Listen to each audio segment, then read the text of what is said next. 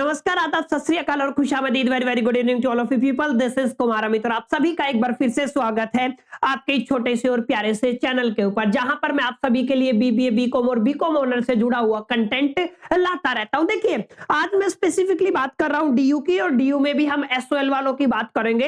SOL के finally आप लोग ये कंसिडर कर सकते हैं कि जो 5th सेमेस्टर के एग्जामिनेशन है वो कंप्लीट हो चुके हैं। जैसे ही बच्चों के 5th सेमेस्टर के एग्जामिनेशन कंप्लीट होते हैं तो बच्चों के अंदर क्यूरियोसिटी होती है ये जानने की कि एग्जैक्टली जो आपका 6th सेमेस्टर है उसका एडमिशन कब से शुरू होगा, कितनी फीस आपको पे करनी है, एडमिशन कैसे लेना पड़ेगा। ये तमाम सवालात ऐसे हैं जब बच्चा एग्जामिनेशन कंप्लीट करता है तो उसके दिमाग में आने लाजमी है। तो अगर आप में से आपके दिमाग में भी इनमें से कोई सवाल है जिसको आप लोग जानना चाहते हैं तो ये वीडियो आप सभी के लिए है। आप लोग बने रहिए लास्ट तक। देखिए, जैसा कि मैंने आपको बताया, 5th सेमेस्टर के एग्जामिनेशन आप लोगों ने दिए हैं, और ये जो ग्रेजुएशन की जर्नी होती है ना my dear friends, one of the beautiful and toughest journey होती है। बच्चा एक बार ले दे के 12th कर लेता है, 12th में बहुत बेहतरीन स्कोर कर लेता है, लेकिन बहुत कम लिमिटेड नंबर्स में से बच्चे होते हैं जो इनिशियल स्टेज में अपने फर्स्ट सेमेस्टर से शुरू करते हैं और 6th सेमेस्टर तक इवन टिक पाते हैं। देखिए, पास होना ना होना एक अलग बात है, अच्छे मार्क्स लाना ना लाना एक अलग बात है। मैं बात केवल टिकने की कर रहा हूं। काफी बच्चे हैं जो सेकंड ईयर आते आते छोड़ देते हैं, कुछ ऐसे हैं जो सेकंड ईयर कंप्लीट करते करते छोड़ देते हैं, थर्ड ईयर में बहुत कम बच्चे जाते हैं। तो अगर आप लोगों ने 5th सेमेस्टर के एग्जामिनेशन दिए हैं और अभी आप 6th सेमेस्टर में एडमिशन लेंगे तो सबसे पहले कॉन्ग्रेचुलेशंस, क्योंकि आप सभी ने वन ऑफ द इंपॉर्टेंट पड़ाव अपनी जिंदगी का पार किया है, क्योंकि graduation one of the difficulties में से आता है। आप 12th कर लेते जैसा कि मैंने आपको बताया, ठीक है। तो यहां पे 6th सेमेस्टर में सबसे पहली बात आप जान लीजिए, अभी अभी आपके एग्जामिनेशन कंप्लीट हुए हैं डीयू सोल के,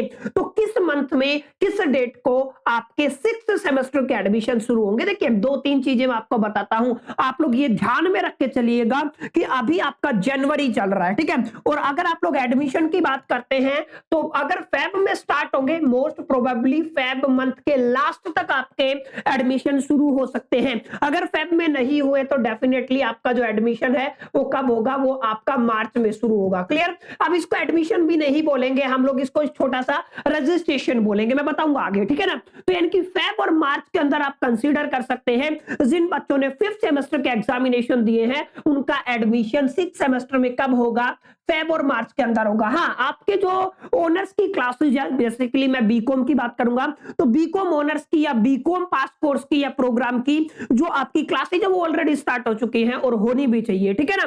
तो आप एक बात तो क्लियर होगी कि फेब और मार्च में, करीब करीब मार्च आप मान के चलिए कि आपके जो एडमिशन प्रोसेस है वो शुरू होगा। क्लियर।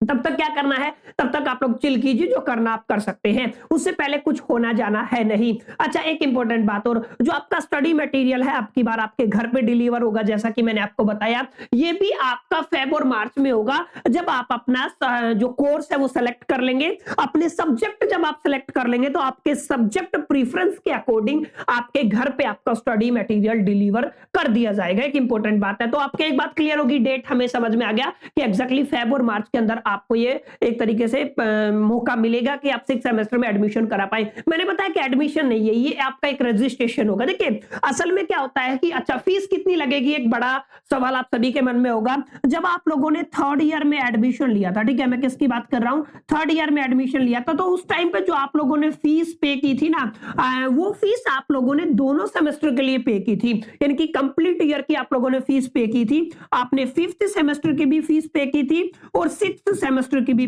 फीस पे की थी।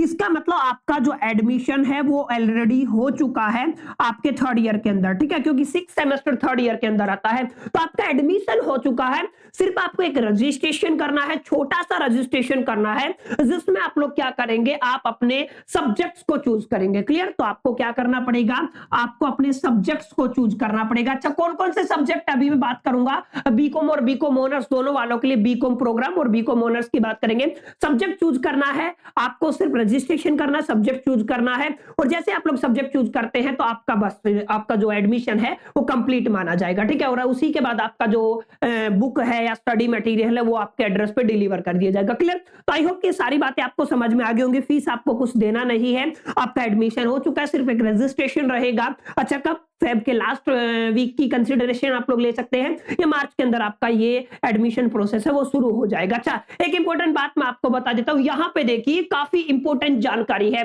करीब करीब एक आध सब्जेक्ट ऊपर नीचे हो सकता है, बाकी बीकॉम और बीकॉम ऑनर्स के अंदर आपके सब्जेक्ट क्या रहते हैं, सेम रहते हैं। अब यहां पे हम बात करने वाले हैं डीयू सोल 6 सेमेस्टर का कोर्स स्ट्रक्चर क्या रहने वाला है, ध्यान से देख लीजिए माय डियर फ्रेंड्स, हम किसकी बात कर रहे हैं, कोर्स स्ट्रक्चर की। ठीक है, ये रिलीज कर दिया गया था, बीकॉम और बीकॉम ऑनर्स दोनों की हम लोग बात कर रहे हैं। बीकॉम और बीकॉम ऑनर्स के अंदर क्या क्या कोर्स स्ट्रक्चर आपका रहने वाला, देखिए सबसे पहले आपको बीएससी 16, डीएससी 17 और डीएससी 18 पे ध्यान दीजिए।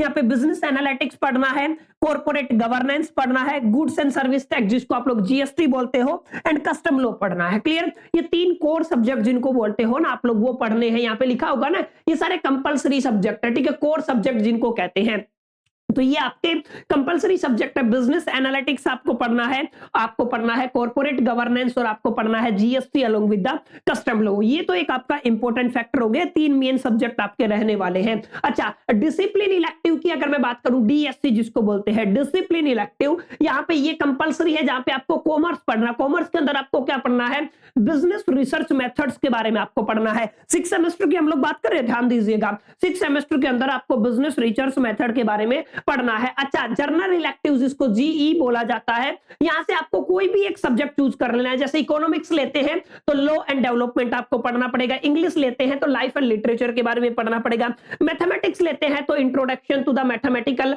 मॉडलिंग आप लोग चूज कर सकते हैं, पॉलिटिकल साइंस में introduction to the public policies, ऐसे ही पंजाबी, ऐसे ही संस्कृत और ऐसे ही उर्दू। आपको कोई एक सब्जेक्ट चूज करना होता है जीई यानी कि जर्नल इलेक्टिव में, जैसा कि आप सभी को पता है। अच्छा, यहाँ पे जो आपका सेक होता है, सेक का मतलब स्किल एनहांसमेंट कोर्सेज, आपको इनमें से भी एक चूज करना पड़ता है, लेकिन आप कोशिश कीजिएगा वो सब्जेक्ट चूज करें जो आपने पहले ना चूज किया हो, अपने 5 सेमेस्टर के दरमियान जिसको चूज ना किया हो वही सब्जेक्ट चूज कीजिएगा। अच्छा, ये जो आपका सेक आपका होता है, सेक के जो एग्जामिनेशन होते हैं, एग्जाम नहीं होते, केवल आपके डायरेक्ट नंबर मिलता है, आपको सिर्फ पढ़ने के लिए सब्जेक्ट दिए जाते हैं। आप कॉमर्स के अंदर जा सकते हैं, finance for everyone, English communication in everyday life, Hindi में आप रंग में को चूज कर सकते हैं, एजुकेशन के अंदर communication in the professional life choose कर सकते हैं, इंग्लिश के अंदर आप बिजनेस कम्युनिकेशन चूज कर सकते हैं, कंप्यूटर साइंस के अंदर आप बेसिक आईटी टूल्स को चूज कर सकते हैं, मैनेजमेंट के अंदर आप लोग डिजिटल मार्केटिंग को चूज कर सकते हैं, कंप्यूटर साइंस के अंदर ऑलरेडी आप लोग सोशल मीडिया मार्केटिंग को चूज कर सकते हैं। तो ये आपका कोर्स स्ट्रक्चर रहने वाला है। क्लियर है, यहाँ पे अगर आप लोग ऑनर्स में देखेंगे तो यहाँ पे पंजाबी संस्कृत की जगह बीएमएस वगैरह भी ऐड कर दिया जाता है, 1-2 सब्जेक्ट है जो एडिशनल है, बाकी आपका पूरा स्ट्रक्चर यही रहने वाला है, सब कुछ सेम है। और उम्मीद करता हूं ये जो चीजें थी आपको समझ में आई होंगी डीयू सोल 6 सेमेस्टर को लेकर, और ये वीडियो आपको पसंद आया होगा। वीडियो अच्छा लगा तो लाइक कर दीजिए, फ्रेंड के साथ शेयर कीजिए, कर दीजिए, फर्स्ट टाइम आए तो चैनल को सब्सक्राइब कर लीजिए। चलिए मिलते हैं नेक्स्ट वीडियो में, जब तक के लिए मैं तो all the best, keep learning.